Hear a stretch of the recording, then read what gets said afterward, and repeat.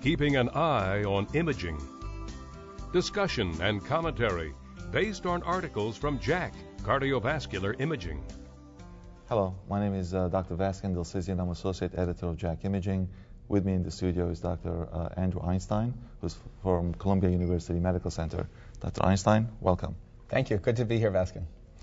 In the current issue of JACC Imaging, you have a very intriguing article in the business section where you bring up the issue about breaking America's dependence on molybdenum. It very much sounds like breaking our dependence on foreign oil, if you will. Perhaps you can first draw a parallelism between oil and molybdenum and tell us what is molybdenum and why should we be worried about molybdenum? Well, molybdenum-99 is a radioisotope which is the parent compound of technetium-99m.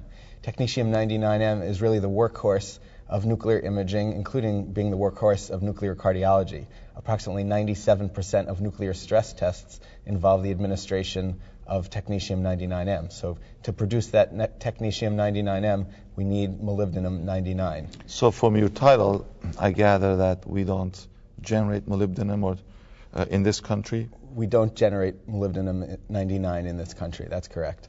America's supply of molybdenum-99 is largely dependent on our neighbors to the north, the Canadians, and to a lesser degree we purchase some from Europe as well. So again, if you would think about oil, we have alternate approaches to energy. Yeah, what are the alternate approaches then to this problem, if there are any? Well, I think there are a few alternate approaches. One would be to have an American supply of molybdenum-99. As of now, while there are reactors which are potentially capable of producing molybdenum-99, they don't currently, and they would have to be reconfigured in certain ways to do so. We also don't have the processing capabilities which are necessary, so it would require an investment in infrastructure. Another alternative might be to consider other myocardial perfusion agents. We have really three other agents which are available. One is thallium, which was the predecessor of technetium-99 and which was used widely in this country until technetium-99m-based agents became available. I think thallium has a couple of disadvantages over molybdenum. In the administered activity of thallium is much lower, so in larger patients, and especially as the American population becomes more obese, we have more attenuation, and it doesn't result in as good image quality. I think that it would be a real loss if we didn't have the good image quality that technetium-99m provides. Sure, and as you know, there are also PET perfusion agents, except that there are not enough PET cameras in this country. There's only 1,600 PET cameras versus 12,000 SPECT cameras. So even though there are alternate PET perfusion agents, they're actually pharmacologic stressed out with exercise, and perhaps they're not really, they wouldn't fulfill the need of lack of technetium. That's right. We do about 9 million SPECT myocardial perfusion studies per year in this country, and there are only about 36,000 PET myocardial perfusion imaging procedures done. So to ramp up that 36,000 to cover for close to 9 million procedures, we just don't have the infrastructure for that right now. So it's not a realistic alternative, even though it's there. So would you think that with the current advances in technology and cameras, are we still dependent on sodium iodide crystals and technetium to be the ideal combination of camera and radiopharmaceutical, if you will? Would you think that perhaps in the future we would be moving away from technetium and going to radio-labeled agents such as iodine-123?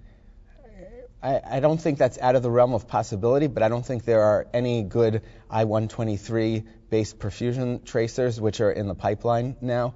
And I think America's ability to produce technetium-99m is something which can be accomplished in a much shorter period of time than developing a new radiopharmaceutical, which really isn't even in phase 3 clinical trials now. So if I could summarize what you said is that while there may be potentials, they're not here. So they will not solve the problem at the present time.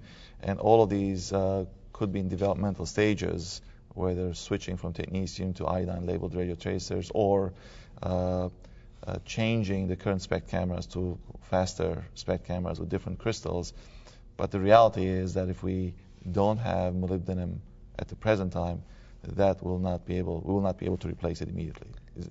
I would agree with that assessment. Yeah. So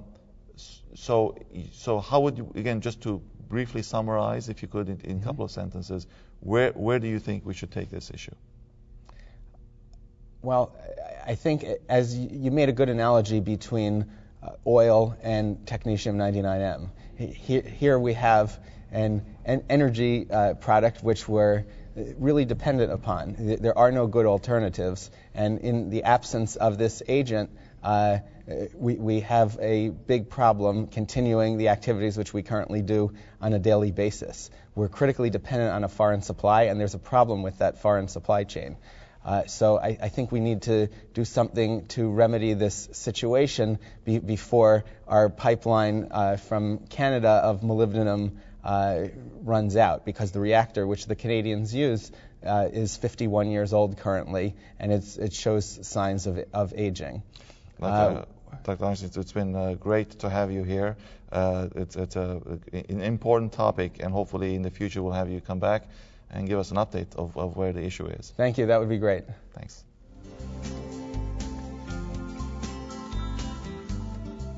Keeping an eye on imaging.